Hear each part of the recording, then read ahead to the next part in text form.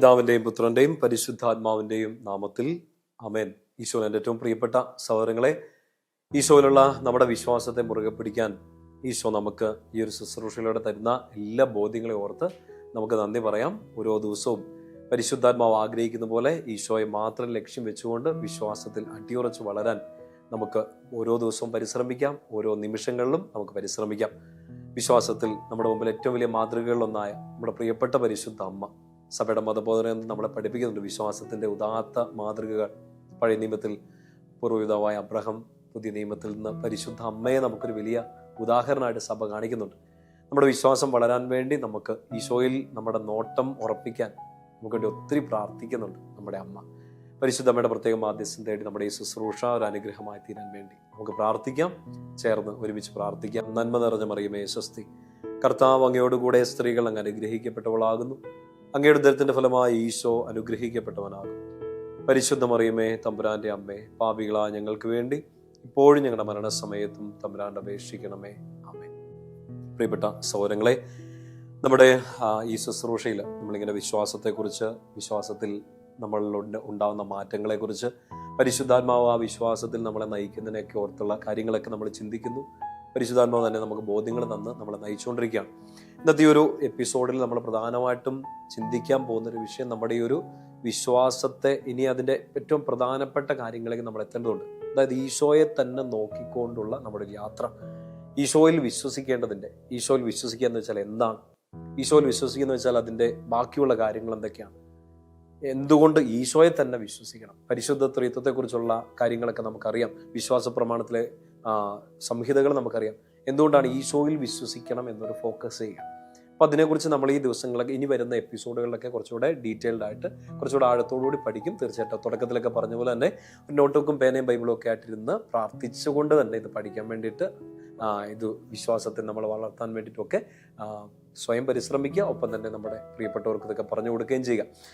പത്രോസ്ലിഹ, നമ്മുടെ പ്രിയപ്പെട്ട പത്രോസ്ലിഹ വിശ്വാസത്തെക്കുറിച്ച് പറയുമ്പോൾ നമ്മൾ കഴിഞ്ഞ എപ്പിസോഡുകളിലൊക്കെ ചിന്തിച്ചു. പത്രോസ്ലിഹയൊക്കെ പരിശുദ്ധാത്മാവ് നിറഞ്ഞെന്ന് വലിയ ധൈര്യത്തോടെ വിശ്വാസം പ്രഘോഷിച്ചത്, ഈശോയിലുള്ള വിശ്വാസം പ്രഘോഷിച്ചത്. പത്രോസ്ലിഹ തൻ്റെ ലേഖനത്തിലൂടെ അവതരിപ്പിക്കുന്ന ഒരു വിശ്വാസവും കൂടെയുണ്ട്. രണ്ടും വ്യത്യാസമല്ല, പക്ഷെ ആ വിശ്വാസത്തിന്റെ ഒരു ആംഗിൾ, മറ്റൊരു ആംഗിളും കൂടെ പത്രോസ്ലിഹ കാണിക്കും. അത് ഈ സഹനങ്ങളെ അതിജീവിക്കുന്ന വിശ്വാസത്തെക്കുറിച്ച് പത്രോസ്ലിഹ പറയുന്നുണ്ട്. പത്രോസ്ലിഹയുടെ ഒന്നാമത്തെ ലേഖനം, ഒന്നാമത്തെ അധ്യായം, അതിൻ്റെ 6ഉം 7ഉം വാക്യങ്ങൾ നമ്മളവിടെ ഇങ്ങനെ വായിക്കുക. 1 പത്രോസ് 1, 6, 7. അല്പകാലത്തേക്ക് വിവിധ പരീക്ഷകൾ നിമിത്തം നിങ്ങൾക്ക് വ്യസനിക്കേണ്ടി വന്നാൽ നിങ്ങൾ ആനന്ദിക്കുവിൻ. അതായത് നമുക്ക് ചില സഹനങ്ങൾ, വേദനകൾ, പ്രത്യേകിച്ച് ഈ വിശ്വാസത്തിന്റെ മേഖലയിൽ ഈശോയെ മുറുകെ പിടിക്കുന്നത് കൊണ്ട്, ഈശോയിലുള്ള വിശ്വാസം തള്ളിപ്പറയാത്തത് കൊണ്ട് പോലും നമുക്ക് വേദനകൾ ഉണ്ടാകും. പത്രോസ്ലിഹയ്ക്ക് ന്യായാധിപ സംഘത്തിന്റെ മുമ്പിൽ നിൽക്കുന്നത് നമ്മൾ കാണുന്നുണ്ട്. പീഡകൾ സഹിക്കേണ്ടി വന്നു. എന്നാൽ ഈ ക്രിസ്തുവിന്റെ നാമത്തെ പ്രതി പീഡകൾ സഹിക്കേണ്ടി വന്നതിൽ അവർ അഭിമാനിച്ചുകൊണ്ട് ആനന്ദത്തോടുകൂടി ന്യായാധിപ സംഘത്തിന്റെ മുമ്പിൽ നിന്ന് പുറത്തേക്ക് പോയി എന്നാണ് നമ്മൾ വചനത്തിൽ വായിക്കാം. ആ ബോധ്യത്തിൽ നിന്ന്, ആ ജീവിതാനുഭവത്തിൽ തന്നെയാണ് പത്രോസ്ലിഹ ഇങ്ങനെ ഈ സഹനത്തെ അതിജീവിക്കുന്ന വിശ്വാസത്തെ കുറിച്ച് പറയുക. നമ്മളിപ്പോൾ നമ്മുടെ ജീവിത സാഹചര്യങ്ങളിൽ ചിലപ്പോൾ ഇങ്ങനെ വിശ്വാസത്തിന്റെ പേരിലൊക്കെ നമ്മുടെ ചോദ്യം ചെയ്യപ്പെട്ടിട്ടുണ്ടോ? ഈശോയിൽ വിശ്വസിക്കുന്നതിന്റെ പേരിലോ അത് പ്രഘോഷിക്കുന്നതിന്റെ പേരിലോ ഒക്കെ വേദന അനുഭവിക്കേണ്ടി വന്നിട്ടുണ്ടോ? അറിയില്ല. ഓരോരുത്തർക്കും ഓരോ സാഹചര്യങ്ങൾ വെച്ച് ഓർത്താൽ മതി. പക്ഷെ പത്രോസ്ലിഹയ്ക്കൊക്കെ പരിശുദ്ധാത്മാവ് കൊടുത്ത് ഈ ആത്മധൈര്യത്തിൽ പ്രഘോഷം ആരംഭിച്ച ആദ്യ സമയം മുതൽ കിട്ടിയത് ഒരുപാട് സഹനങ്ങളായിരുന്നു. അപ്പൊ പത്രോസ്ലിഹയ്ക്ക് ഏറ്റവും എക്സ്പീരിയൻസ് ഉള്ളൊരു വിശ്വാസമാണ്. പ്രിയപ്പെട്ട സഹോദരങ്ങളെ, നമ്മളിപ്പോ ദേവാലയത്തിൽ വെച്ച് വിശ്വാസം പ്രഘോഷിക്കുന്ന പോലെയല്ല, വിശ്വാസം ഇല്ലാത്തൊരു കൂട്ടായ്മയുടെ മുമ്പിൽ ഈശോയിൽ ഞാൻ വിശ്വസിക്കുന്നു എന്ന് പറയും. ഈ വിശ്വാസത്തെ കളിയാക്കുന്നവരുടെ മുമ്പിൽ, ഈ ഫെയ്ത്തിനെ, റിലീജിയനെ, വിശ്വാസങ്ങളെ, ആരാധന രീതികളെയൊക്കെ കളിയാക്കുന്നവരെയോ പുച്ഛിക്കുന്നവരുടെ മുമ്പിൽ ഈ വിശ്വാസം ഏറ്റു പറയാന്ന് വെച്ചാൽ എളുപ്പമല്ല. പക്ഷെ പത്രോസ്ലിഹ നമ്മളോട് പറഞ്ഞു തരികയാണ്, ക്രിസ്തുവിനെ ഏറ്റവും കംഫർട്ടബിൾ ആയ സിറ്റുവേഷനിൽ ഞാൻ വിശ്വസിക്കുന്നു എന്ന് നമ്മുടെ ഒരു ബാക്ക്ഗ്രൗണ്ടിൽ നമുക്ക് കിട്ടിയൊരു ഫൗണ്ടേഷൻ അനുസരിച്ച് പറയുക എന്നുള്ളത് മാത്രമല്ല, ഈശോയുടെ കൂടെ അത്രയും കാലം നടന്ന പത്രോസ്ലിഹയ്ക്ക് കേസറിയ ഫിലിപ്പിയിൽ വെച്ചത് പറയാൻ പറ്റിയെങ്കിൽ നമുക്ക് ഈ ബോധ്യങ്ങളും ഒക്കെ കിട്ടുന്നു, നമ്മളത് പ്രഖ്യാപിക്കുന്നു. അത് മാത്രം പോരാന്ന പത്രോസ്ലിഹ പറയുക, ഇപ്പുറത്തെ സൈഡിൽ നാളെ സഹനങ്ങൾ വരുമ്പോൾ നിങ്ങൾ ഈ വിശ്വാസം പ്രഖ്യാപിക്കുമോ? 6ാമത്തെ വാക്യം ഇങ്ങനെയാണ്, അല്പകാലത്തേക്ക് വിവിധ പരീക്ഷകൾ നിമിത്തം നിങ്ങൾക്ക് വ്യസനിക്കേണ്ടി വന്നാലും നിങ്ങൾ ആനന്ദിക്കുക. എന്തിനാ ആനന്ദിക്കേണ്ടേ? 7ാം വാക്യം, കാരണം അഗ്നിശോധനയെ അതിജീവിക്കുന്ന നശ്വരമായ സ്വർണത്തെക്കാൾ വിലയേറിയതായിരിക്കും പരീക്ഷകളെ അതിജീവിക്കുന്ന നിങ്ങളുടെ വിശ്വാസം. 2 വിശ്വാസം പത്രോസ്ലിഹ അവതരിപ്പിക്കുകയാണ്. ഒന്ന്, നിങ്ങൾക്ക് ഈശോയിൽ എപ്പോഴും വിശ്വാസം പ്രഖ്യാപിക്കാം. നമ്മുടെ പ്രാർത്ഥനാ കൂട്ടായ്മകളിൽ, നമ്മുടെ കുടുംബത്തിൽ ചിലപ്പോൾ ഏറ്റവും കംഫർട്ടബിൾ ആയ സിറ്റുവേഷനിൽ ഐ ബിലീവ് ഇൻ ജീസസ്, ഞാൻ ഈശോയിൽ വിശ്വസിക്കുന്നു എന്ന് പറയാം. പക്ഷെ ഇപ്പുറത്തെ സൈഡിൽ നിൽക്കുകയാണ് പരീക്ഷകളെ അതിജീവിക്കുന്ന വിശ്വാസം. പത്രോസിൽ പറയണത് എല്ലാ കാലത്തേക്കും ഉള്ളതല്ല. നിങ്ങൾക്ക് ഈ വിശ്വാസം ചോദ്യം ചെയ്യപ്പെടുന്നതോ, നിങ്ങൾ ഈ വിശ്വാസത്തിന്റെ പേരിൽ കളിയാക്കപ്പെടുന്നതോ, ഈ വിശ്വാസത്തെ നിങ്ങളുടെ ഉള്ളിൽ തന്നെ സംശയങ്ങൾ വരുന്നതോ, ഇത് അല്പകാലത്തേക്കാണ്, ഒരു പരീക്ഷണമാണ്. ആ പരീക്ഷണത്തെ അതിജീവിച്ചാൽ ഒരു സ്വർണത്തെക്കാൾ മാറ്റേറിയതായിരിക്കും, തിളക്കമേറിയതായിരിക്കും പരീക്ഷണങ്ങളെ അതിജീവിച്ച, അഗ്നിശോധനയെ അതിജീവിച്ച സ്വർണത്തെക്കാൾ മാറ്റേറിയതായിരിക്കും നിങ്ങളുടെ വിശ്വാസം. എന്ന് വെച്ചാൽ ഒരു സ്ട്രോങ്ങർ ഫെയ്ത്ത്, ഒരു better level of belief faith ഉണ്ട്. അത് നല്ലതാണ് എന്ന് പത്രോസ് അവതരിപ്പിക്കുകയാണ്. നിങ്ങൾ ഈ വിശ്വാസം ഏറ്റു പറഞ്ഞാലും പ്രൊക്ലെയിം ചെയ്താലും സൈലന്റ് ആയിട്ടിരുന്നാലും സഹനങ്ങളുണ്ടാവും. പക്ഷെ അവിടെയാണ് ഈ സഹനത്തിനിടയ്ക്ക് വിശ്വാസം പ്രഖ്യാപിക്കുന്ന ഒരാൾക്ക് കിട്ടുന്ന ഒരു സാമീപ്യമുണ്ട്. ഞാൻ വിശ്വസിക്കുന്ന ദൈവത്തിന്റെ സാന്നിധ്യം എനിക്ക് കിട്ടുകയാണ്. വിശ്വാസം ഉള്ള ഒരാൾക്കുള്ള സഹനവും വിശ്വാസം ഇല്ലാത്ത ഒരാൾക്കുള്ള സഹനം എന്ന് വെച്ചാൽ രണ്ടുപേർക്കും ഉണ്ട് സഹനങ്ങൾ. വിശ്വാസം ഇല്ലാത്ത ഒരാൾ ആ സഹനങ്ങളിൽ ഒറ്റയ്ക്കാണ്. എന്നാൽ ഈശോയിൽ വിശ്വസിക്കുന്ന ഒരാൾ സഹനത്തിൽ ഒറ്റയ്ക്കല്ല. ഒരു ഇമ്മാനുവൽ പ്രസൻസ്, എപ്പോഴും ദൈവം എൻ്റെ കൂടെ ഉണ്ടെന്നുള്ള ഒരു ബോധ്യം വിശ്വസിക്കുന്ന ഒരാൾക്ക് മാത്രം കിട്ടുന്ന ഒരു ഗിഫ്റ്റാണ്. നമ്മുടെ പ്രിയപ്പെട്ട ബെനഡിക്റ്റ് പാപ്പയുടെ ലേഖനങ്ങൾ സമാഹരിച്ചുകൊണ്ട് എഴുതിയ അനേകം പുസ്തകങ്ങളുണ്ട്. അതിനകത്ത് ഒരു പുസ്തകമാണ്, അതിൻ്റെ കാതലായ അംശങ്ങളിലേക്ക് അടങ്ങുന്നില്ല. എൻ്റെ ടൈറ്റിൽ ഇങ്ങനെയാണ്, with God you are never Elon. മലയാളത്തിലേക്ക് തർജ്ജമ ചെയ്താൽ ഏകദേശം ഇങ്ങനെയാണെന്ന് വെച്ചാൽ, ദൈവത്തിൻ്റെ കൂടെ ആയിരിക്കുന്നയാൾ ഒരിക്കലും ഒറ്റയ്ക്കായി പോവില്ല. നിങ്ങൾ ദൈവത്തിൻ്റെ കൂടെ ആയാലും നിങ്ങൾ ഈശോയെ വിശ്വസിച്ചാലും ഇല്ലേലും മുമ്പേ പറഞ്ഞ പോലെ വേദനകളും പരീക്ഷണങ്ങളും ഒക്കെ ഉണ്ടാകും. പക്ഷെ with God you are never Elon. പ്രത്യേകിച്ച് നമ്മുടെ ഏകാന്തതകളിൽ, നമ്മുടെ വേദനകളിൽ, നമ്മുടെ പരീക്ഷണങ്ങളിൽ കർത്താവ് കൂടെയുള്ളവൻ ഒരിക്കലും ഒറ്റയ്ക്കായി പോവില്ല. ഒരു ഇമ്മാനുവൽ പ്രസൻസ് സഹനങ്ങളിൽ ഒരാൾക്ക് കിട്ടും. നമ്മുടെ പ്രിയപ്പെട്ട യോഹന്നാൻ സ്ലീഹ പറയുന്ന ഒരു കാര്യമുണ്ട്.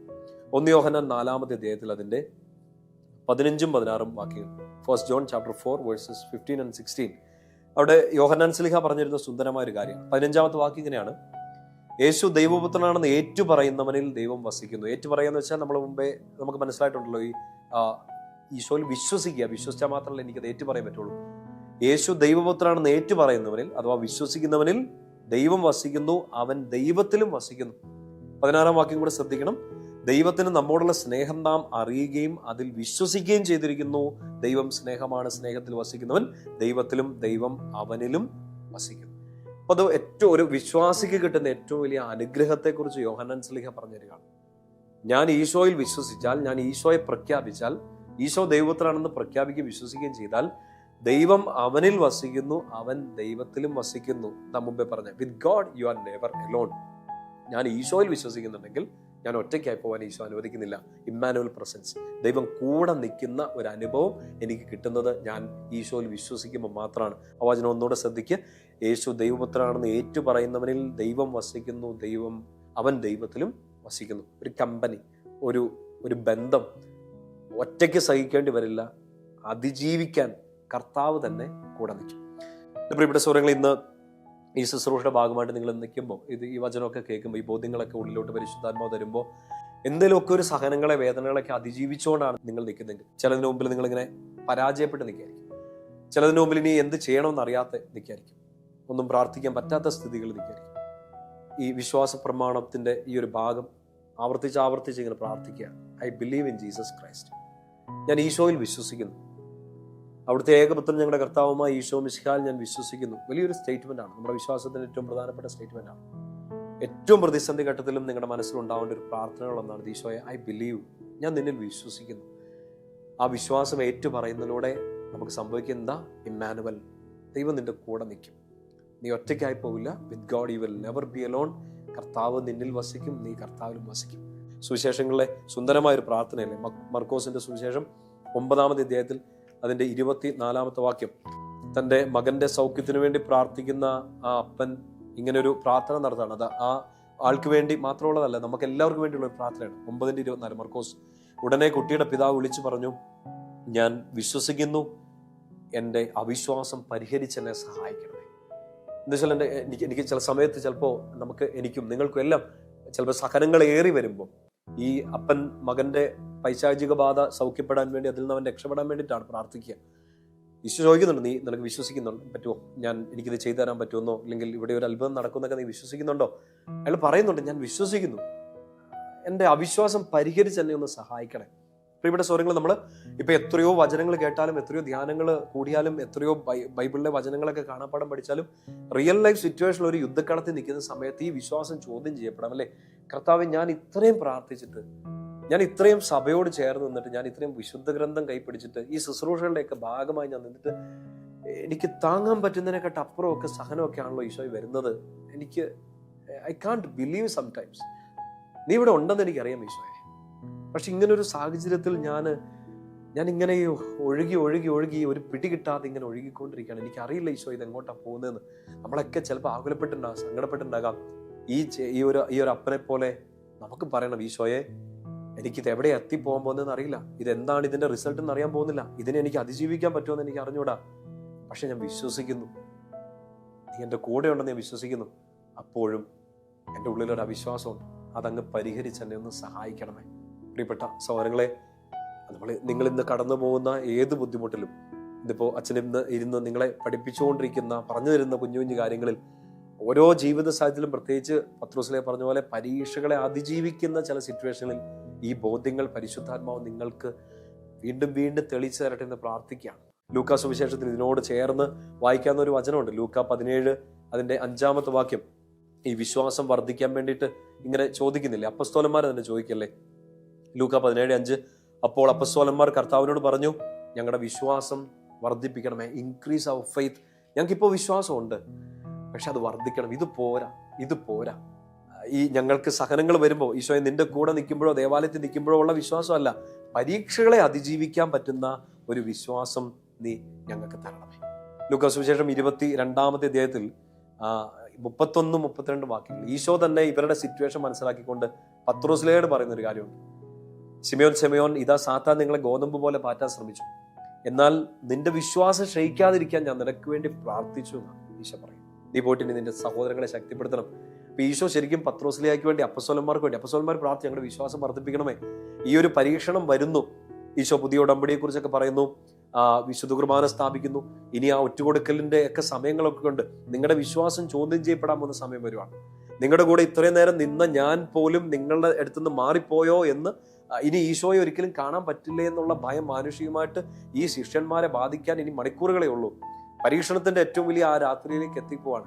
ഈശോയ്ക്ക് അറിയാം ഇവരുടെ വിശ്വാസം ചോദ്യം ചെയ്യപ്പെടും, ഇളകും. അതും പത്രോസ്ലീഹയുടെ തന്നെ, ജീവനുള്ള ദൈവത്തിന്റെ പുത്രനായ ക്രിസ്തുവാണെന്ന് പറഞ്ഞവൻ തന്നെ, പാറ പോലെ നിന്നവൻ തന്നെ ഒരു വെള്ളം പോലെ ഒഴുകും, ഒരെണ്ണ പോലെ വഴുക്കും എന്ന് ഈശോയ്ക്ക് നന്നായിട്ട് അറിയാം. അതുകൊണ്ട് ഈശോ പറയാണ്, സാത്താൻ നിന്നെ ഗോതമ്പ് പോലെ പാറ്റാൻ ഉദ്യമിക്കുകയാണ്, പക്ഷെ ഞാൻ നിനക്ക് വേണ്ടി പ്രാർത്ഥിക്കുന്നുണ്ട്. വേറെ ഒന്നുമല്ല, ഈ പരീക്ഷണം മാറുന്നോ, ഈ വേദന മാറണമെന്നോ, നിന്റെ കൺമുമ്പിലേക്ക് വരാൻ പോകുന്ന ഈ അപകടം മാറിക്കിട്ടണമെന്നോ അല്ല. അപകടം വന്നാലും, രോഗം വന്നാലും, കണ്ണുനീര് വന്നാലും, പരീക്ഷണം വന്നാലും, മോളെ നിന്റെ വിശ്വാസം പോവാതിരിക്കാൻ ഈശോ തന്നെ കൂടെ നിൽക്കുകയാണ്. ഇത് പത്രോസ്ലീഹയോട് മാത്രം പറഞ്ഞതല്ല, ഇതെന്നോടും നിങ്ങളോടും ഒക്കെ ഇന്ന് ഈശോ പറയാണ്. പത്രോസ്ലീഹയോട് പറഞ്ഞു, നീ പിടിച്ചു നിൽക്കണം, എന്നിട്ട് നീ നിന്റെ സഹോദരങ്ങളെ ശക്തിപ്പെടുത്തണം. പ്രിയപ്പെട്ട സഹോദരങ്ങളെ, അതുകൊണ്ട് തന്നെ ആയിരിക്കില്ലേ പത്രോസ്ലീഹ ലേഖനത്തിൽ എഴുതി വെച്ചത്, ഈ വിശ്വാസമല്ല, ഈ ഒരു സൈഡ് ഓഫ് ഫെയ്ത്ത്, ഈ ഒരു ആംഗിൾ ഫെയ്ത്ത് മാത്രമല്ല, ഇപ്പുറത്തെ സൈഡിൽ വിശ്വാസത്തിന്റെ മറ്റൊരു മാനമുണ്ട്. എന്താണത്? സഹനത്തെ അതിജീവിക്കുന്ന, പ്രതികൂല സാഹചര്യങ്ങളെ ചാടിക്കടക്കുന്ന, തീച്ചൂളെ കൂടെ ചാടിക്കേറി വരുന്ന ഒരു വിശ്വാസം. കാരണം അത് പത്രോസ്ലീഹ അനുഭവിച്ചു. ഒരു തീയുടെ ചൂടിനേക്കാൾ അധികം തീ പൊള്ളിക്കുന്ന രീതിയിൽ വിശ്വാസം ചോദ്യം ചെയ്യപ്പെട്ടു. അന്ന് അന്ത്യത്താഴത്തിന്റെ ആ രാത്രിയിൽ, പരീക്ഷണങ്ങളുടെ ആ രാത്രിയിൽ ഇട്ടേച്ച് പോവാൻ, ഒരിക്കലും മരിക്കേണ്ടി വന്നാലും നിന്നെ ഇട്ടേച്ച് പോവില്ല എന്ന് പ്രഖ്യാപിച്ച ആൾ തന്നെ കുഞ്ഞു കുഞ്ഞു സാഹചര്യങ്ങളിൽ തള്ളിപ്പറയേണ്ടതായിട്ട് വരികയാണ്. നമ്മുടെ മുമ്പിൽ ഈ ചോദ്യങ്ങൾ വരും. നമ്മൾ കാറ്റഗിസം നന്നായിട്ട് പഠിച്ചു, ഈശോയെ കുറിച്ച് കൂടുതൽ അറിയാൻ ശ്രമിക്കുന്നു, പ്രാർത്ഥിക്കാൻ ശ്രമിക്കുന്നു, കൂടുതൽ ബൈബിൾ വചനങ്ങൾ ധ്യാനിക്കാൻ ശ്രമിക്കുന്നു, ഈശോയോട് ചേർന്ന് നിന്ന് വിശുദ്ധിയിൽ ജീവിക്കാൻ ശ്രമിക്കുന്നു. പക്ഷെ പരീക്ഷണങ്ങൾ ഉറപ്പാണ്. ഇവിടെയാണ് നമ്മുടെ വിശ്വാസം ചോദ്യം ചെയ്യപ്പെടുക. ചിലപ്പം ഞാൻ ആരെയായി മുറുകെ പിടിച്ചേ, എന്നെ പറ്റിച്ചോ? ജെറമ്യാ പ്രവാചകനൊക്കെ ഇങ്ങനെ പ്രാർത്ഥിക്കുന്നില്ലേ? പ്രവാചകനെ പിടിച്ച് കിണറ്റിലേക്ക് ഇടുന്ന സമയത്ത്, കർത്താവേ നീ എന്നെ പറ്റിച്ചോ, നീയും കൂടെ എന്നെ വഞ്ചിച്ചോ? പക്ഷെ ആ ദൈവം പോലും കൈവിട്ടു എന്ന് തോന്നിപ്പോയ സമയത്തും ജെറമ്യാ പ്രവാചകൻ പറയുന്നുണ്ട്, ഞാൻ എൻ്റെ അസ്ഥികളിൽ നിന്ന് അസ്ഥികളിൽ അഗ്നി സൂക്ഷിക്കുന്ന പോലെയാണ്. ഞാൻ നിന്നെ വിശ്വസിക്കാതിരുന്നാൽ, ഞാൻ നിന്നെക്കുറിച്ച് പ്രഘോഷിക്കാതിരുന്നാൽ, അങ്ങൻ്റെ വലതുവശത്തുണ്ട്, ഞാൻ ഇട്ടേച്ച് പോവില്ല, ഞാൻ തോറ്റു പോവില്ല എന്ന് യെരമ്യാ പ്രവാചകൻ പറയുന്നുണ്ട്. എൻ്റെ പ്രിയപ്പെട്ട സഹോദരങ്ങളെ, നമ്മൾ ഈ ഫെയ്ത്ത്, നമ്മളിലുള്ള ഈശോയിലുള്ള വിശ്വാസമൊക്കെ അതിനെക്കുറിച്ചൊക്കെ പഠിക്കാനും ഇമ്പ്രൂവ് ചെയ്യാനൊക്കെ ശ്രമിക്കുമ്പോൾ എപ്പോഴും ഓർക്കേണ്ടതാണ്, നമ്മൾ നിലത്ത് നിന്നുകൊണ്ടാണ് ഈ വിശ്വാസത്തെക്കുറിച്ച് പഠിക്കുന്നത്. സ്വർഗത്തിൽ നിന്ന് തൂങ്ങിക്കിടന്നുകൊണ്ടല്ല, ഒരു വള്ളിമേൽ ഞാന്ന് കിടന്നുകൊണ്ടല്ല നമ്മൾ ഈ വിശ്വാസത്തെക്കുറിച്ച് പഠിക്കുന്നത്. എയറിൽ നിന്നുകൊണ്ടല്ല പഠിക്കുന്നത്, നിലത്ത് കാലൂന്നി നിന്ന് ഈ ഭൂമിയിൽ ചവിട്ടി നിന്നുകൊണ്ട് തന്നെയാണ് വിശ്വാസത്തെക്കുറിച്ച് പഠിക്കുക. അതുകൊണ്ട് ഒത്തിരി തത്വങ്ങളോ വലിയ തിയോളജിയോ നമുക്ക് മനസ്സിലാവുന്നില്ലാത്തതോ ചിലപ്പോൾ മനസ്സിലായതോ കാര്യങ്ങളോ ഒക്കെ ആയിരിക്കും കേൾക്കുന്നത്. നമുക്കിത് ഗ്രൗണ്ട് ലെവലിൽ നിന്നുകൊണ്ട് നിലത്ത് നിന്ന് ജീവിത സാഹചര്യങ്ങളിൽ, പ്രത്യേകിച്ച് ഈ പരീക്ഷണങ്ങളെ അതിജീവിക്കുന്ന സിറ്റുവേഷനിൽ വിശ്വാസം പ്രഖ്യാപിക്കാൻ വേണ്ടിയിട്ട് നമുക്ക് പരിശ്രമിക്കണം. ഈ വിശ്വാസത്തെക്കുറിച്ച് പറഞ്ഞു തരുമ്പോൾ തീർച്ചയായിട്ടും നിങ്ങളുടെ കയ്യിൽ, നിങ്ങളുടെ വീട്ടിലും ഒക്കെ ആയിട്ട് തീർച്ചയായിട്ടും സൂക്ഷിക്കേണ്ട ഒരു പുസ്തകമാണ്. വിശ്വാസത്തിന്റെ വർഷം പ്രഖ്യാപിച്ചപ്പോൾ നമ്മുടെ പ്രിയപ്പെട്ട ബെനഡിക്റ്റ് പാപ്പ പറഞ്ഞാണ്, എല്ലാ ഭവനങ്ങളിലും ഉണ്ടായിരിക്കണം ഒരു കാറ്റക്കിസം, സഭയുടെ മതബോധന ഗ്രന്ഥം എല്ലാ വീടുകളിലും ഉണ്ടായിരിക്കണം. ഇന്ന് ഒരു 2 കൊട്ടേഷൻസ് അല്ലെങ്കിൽ 2 പോയിന്റുകൾ മാത്രം വിശ്വാസത്തെ സംബന്ധിച്ച്, പരീക്ഷണങ്ങളെ അതിജീവിക്കുന്ന വിശ്വാസത്തെക്കുറിച്ച് മാത്രമല്ല, ശരിക്കും ഇനി നമ്മൾ വരുന്ന എപ്പിസോഡുകളിലൊക്കെ കുറച്ചുകൂടെ കോറായിട്ട്, കുറച്ചുകൂടെ ഡീപ്പായിട്ട് ആ വിശ്വാസത്തിന്റെ മേഖലകൾ, നമ്മുടെ വിശ്വാസ പ്രമാണത്തിന്റെ ഭാഗങ്ങളൊക്കെ ഒന്ന് ചിന്തിച്ചു. ഈശോയിലുള്ള വിശ്വാസത്തിലെ കുറച്ച് കാര്യങ്ങൾ, അതിൽ വളരെ പ്രധാനപ്പെട്ട ഒരു കാര്യമാണ് എന്താണ് ഈ വിശ്വാസം എന്ന് സഭ നമുക്ക് ഔദ്യോഗികമായിട്ട് പഠിപ്പിച്ചിരുന്ന ഒരു കാര്യമുണ്ട്. അത് ഈ കത്തോലിക്ക സഭയുടെ മതബോധന ഗ്രന്ഥത്തിൽ 142 143 കാറ്റക്കിസം 142 143 നിങ്ങളുടെ കയ്യിൽ വീട്ടിലൊക്കെ ഉണ്ടെങ്കിൽ അത് തീർച്ചയായിട്ടും എടുത്തൊന്ന് ഉപയോഗിക്കണം കേട്ടോ. 142 ഖണ്ഡിക പോയിന്റിൽ ഇങ്ങനെ പറയുക: അദൃശ്യനായ ദൈവം വെളിപാടിലൂടെ തന്റെ സ്നേഹത്തിന്റെ തികവിൽ നിന്ന് മനുഷ്യരോട് സ്വമിത്രങ്ങളെ പോലെ സംഭാഷിക്കുന്നു. അതായത് വിശ്വാസം എന്താണെന്ന് സഭ നമുക്ക് പഠിപ്പിച്ചു തരാം. നല്ല ശ്രദ്ധയോടെ ഇതൊന്ന് മനസ്സിലാക്കണമേ. വിശ്വാസം എന്നത് വലിയ കുറെ ഡീപ്പായ അല്ലെങ്കിൽ വലിയ കുറെ പോയിന്റുകളെ കുറിച്ചല്ല സഭ പറയുക. വിശ്വാസം ബേസിക്കലി എന്താണ്? ഇത് ഇനീഷ്യേറ്റ് ചെയ്യുന്നത്, ഇത് തുടങ്ങുന്നത് തന്നെ നമ്മുടെ കർത്താവാണ്. ഈശോയാണ് നമുക്കിത് തുടങ്ങി തരുന്നത്. എങ്ങനെ തുടങ്ങുക? സ്നേഹനിധിയായ ദൈവം വെളിപാടുകളിലൂടെ സ്വന്തം കൂട്ടുകാരോടെന്ന പോലെ അവിടുന്ന് നമ്മളോട് ഇങ്ങനെ സംസാരിക്കാൻ തുടങ്ങുന്നു. സോ വിശ്വാസത്തിന്റെ ആദ്യത്തെ പടി അതാണ്, കർത്താവ് സംസാരിക്കുന്നു എന്നുള്ളതാണ്. എനിക്ക് എൻ്റെ ഉള്ളിൽ, നിങ്ങളുടെ ഉള്ളിൽ വിശ്വാസം വളരണമെങ്കിൽ ആദ്യത്തെ സ്റ്റെപ്പ് എന്താണ്? എന്നോട് കൂട്ടുകാരനോടെന്ന പോലെ, കൂട്ടുകാരിയോടെന്ന പോലെ, മക്കളോടെന്ന പോലെ എന്നോട് സ്നേഹത്തോടെ സംഭാഷണം നടത്തുന്ന, എനിക്ക് സ്വയം വെളിപ്പെടുത്തി തരുന്ന ദൈവത്തെ ശ്രവിക്കാൻ ഞാൻ ഹൃദയം തുറന്നു കൊടുക്കുക. 142 പാരഗ്രാഫ് ഈ പോയിന്റ് ആരംഭിക്കുന്നത് എങ്ങനെയാണ്? ദൈവം തന്റെ സ്നേഹത്തിന്റെ തികവിൽ നിന്ന് തന്റെ മക്കളോട്, തന്റെ പ്രിയപ്പെട്ടവരോട് സംസാരിക്കുന്നു. സോ എനിക്ക് ഒരു മൊമെന്റിൽ നമ്മളിപ്പോൾ തോന്നുകയാണ്, എനിക്ക് വിശ്വാസമില്ല, എനിക്ക് ദൈവത്തിൽ വിശ്വാസമില്ല, അതൊക്കെ കാലഹരണപ്പെട്ടതാണ്, ഒഴിവാക്കേണ്ടതാണ്, ഇപ്പൊ വിശ്വാസം കൊണ്ടൊക്കെയാണ് ജീവിക്കേണ്ടത്. ഈ ചോദ്യങ്ങളൊക്കെ നമ്മുടെ ഉള്ളിൽ ഒരു പ്രശ്നമായിട്ട് വരുമ്പോൾ നമ്മൾ നിരസിക്കുന്നത്, എനിക്ക് വിശ്വാസമില്ല, ഞാൻ വിശ്വസിക്കുന്നില്ല എന്ന് പറഞ്ഞാൽ ഞാൻ നിരസിക്കുന്നത് ദൈവത്തിലുള്ള വിശ്വാസം മാത്രമല്ല, എന്നോട് സംസാരിക്കാൻ ആഗ്രഹിക്കുന്ന ദൈവത്തെ, എന്നോട് മകനോട്, മകളോട്, മക്കളോട്, സഹോദരങ്ങളോട്, കൂട്ടുകാരോട് എന്ന പോലെ എന്നോട് അത്ര ഹൃദയത്തോട് സംസാരിക്കാൻ ആഗ്രഹിക്കുന്ന ദൈവത്തെ തന്നെയാണ് ഞാൻ തിരസ്കരിക്കുക. ഐ ഡു നോട്ട് ബിലീവ്, അല്ലെ ഞാൻ വിശ്വസിക്കുന്നില്ല എന്ന് പറയുന്നത് ഒരു മതത്തിൽ വിശ്വസിക്കുന്നില്ലെന്നോ, ഈശോയിൽ വിശ്വസിക്കുന്നില്ലെന്നോ, ഈ സഭ പഠിപ്പിച്ചെന്ന കാര്യങ്ങൾ, ഈശോ എന്ന ഏക സത്യ ദൈവത്തെ, എൻ്റെ രക്ഷകനെ ഞാൻ വിശ്വസിക്കുന്നില്ല എന്ന് മാത്രമല്ല, സ്നേഹത്തോടെ എന്നോട് സംസാരിക്കാൻ ആഗ്രഹിക്കുന്ന ഒരാളെ I reject. I do not want him. എനിക്ക് അങ്ങനെ ഒരാളെ വേണ്ട എന്ന് ഞാൻ തീരുമാനിക്കുന്നതാണ് അവിശ്വാസം. വിശ്വാസവും അവിശ്വാസവും തമ്മിലുള്ള ഒത്തിരി എക്സ്പ്ലനേഷൻ നമ്മൾ കേട്ടിട്ടുണ്ട്. പക്ഷെ ഇത് ബേസ് ലെവലിൽ നിന്നുകൊണ്ട് ഇത് മനസ്സിലാക്കി, നിന്നോട് സംസാരിക്കാൻ ആഗ്രഹിക്കുന്ന ഈശോയെ നീ വേണ്ടാന്ന് വെക്കുകയാണ്.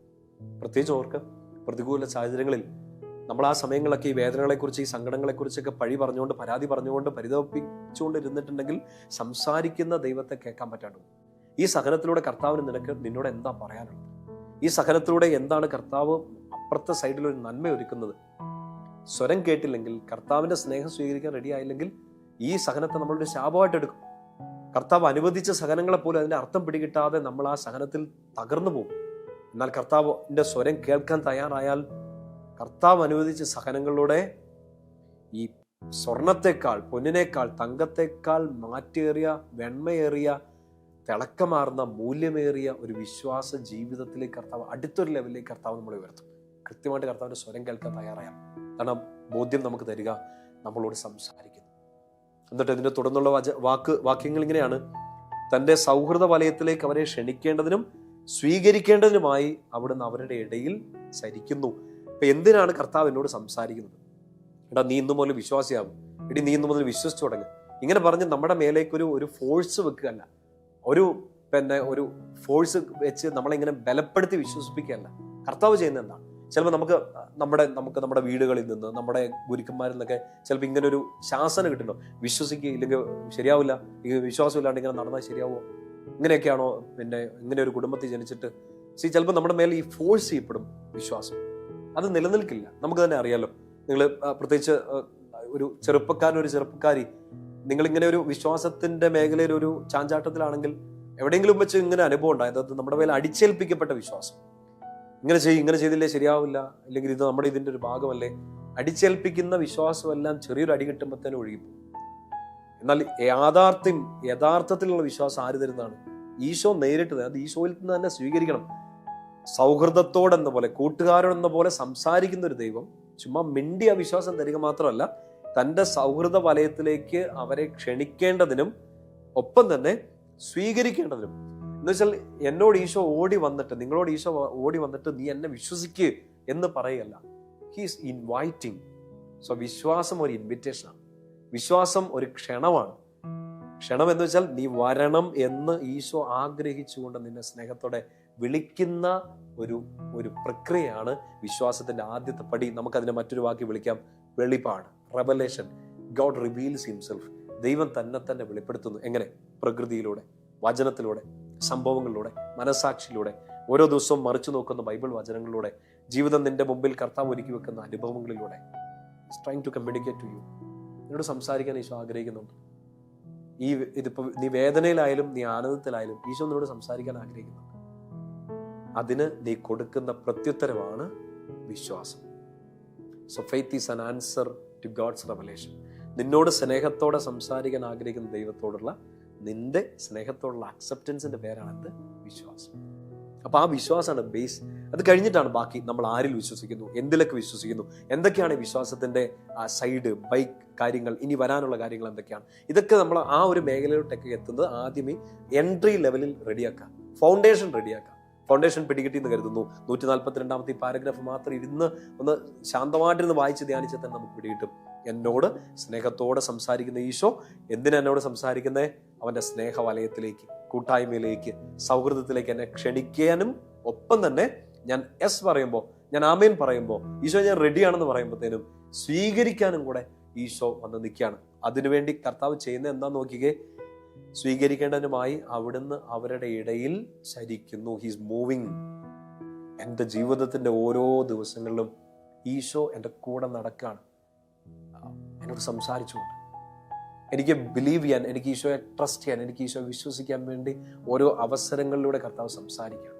ഏറെ പ്രത്യേകമായിട്ട് എൻ്റെ പ്രിയപ്പെട്ട സ്വരങ്ങളെ, ഇന്ന് നമ്മൾ പറഞ്ഞുകൊണ്ടിരുന്ന വിഷയം സഹനങ്ങളിൽ. He's trying to communicate. ഈ സഹനങ്ങൾ വരുന്ന സമയത്തും ഈശോ ചെയ്യുന്നത് ഇതേ കാര്യമാണ്. ഈ സഹനങ്ങളിലൂടെ, ഈ സഹനം ഒരു വെളിപാടാക്കി മാറ്റി നിന്നോട് സംസാരിക്കാൻ ആഗ്രഹിക്കുകയാണ്. നീ ഒറ്റയ്ക്കല്ലെന്ന് പറയാൻ ആഗ്രഹിക്കുകയാണ്. അതിനിടയ്ക്ക് നീ മറ്റു സ്വരങ്ങൾ കേൾക്കാൻ പോകല്ല, സങ്കടങ്ങൾ കേൾക്കാൻ പോകല്ല, സ്വന്തം മനസ്സിനെ കുത്തി നോവിക്കല്ല, ഇരുട്ടിലേക്ക്, നിരാശയിലേക്ക്, ഡിപ്രഷനിലേക്ക് പോവല്ല. എന്തുകൊണ്ട് ഈ സഹനം? എന്തുകൊണ്ട് ഈ വേദന? എന്തുകൊണ്ട് ഈ കുറവുകൾ? എന്തുകൊണ്ട് പിന്നെയും വേദന എന്ന് പറഞ്ഞ് പരാതിപ്പെടുകയല്ല. ശാന്തമായിട്ടിരിക്കുക. നിന്റെ ഇടയിൽ ഈ സൗഹൃദത്തിലേക്ക്, സ്നേഹത്തിലേക്ക് നിന്നെ വിളിച്ച് നിന്റെ കൂടെ നടക്കുന്നു. അവൻ അവരുടെ ഇടയിൽ ചരിക്കുന്നു. ആ ഈശോയെ തിരിച്ചറിയാൻ പറ്റണം. എമ്മാനുവൽ, ദൈവം നമ്മോട് കൂടെ. ഉൽപ്പത്തി പുസ്തകം 28-ാം അധ്യായത്തിൽ അതിന്റെ 15-ാമത്തെ വാക്യത്തിൽ യാക്കോബിന് കർത്താവ് കൊടുക്കുന്ന ഒരു വലിയ പ്രോമിസ് നമ്മൾ കാണുന്നില്ലേ? യാക്കോബേ, ഞാൻ നിന്റെ കൂടെയുണ്ട്.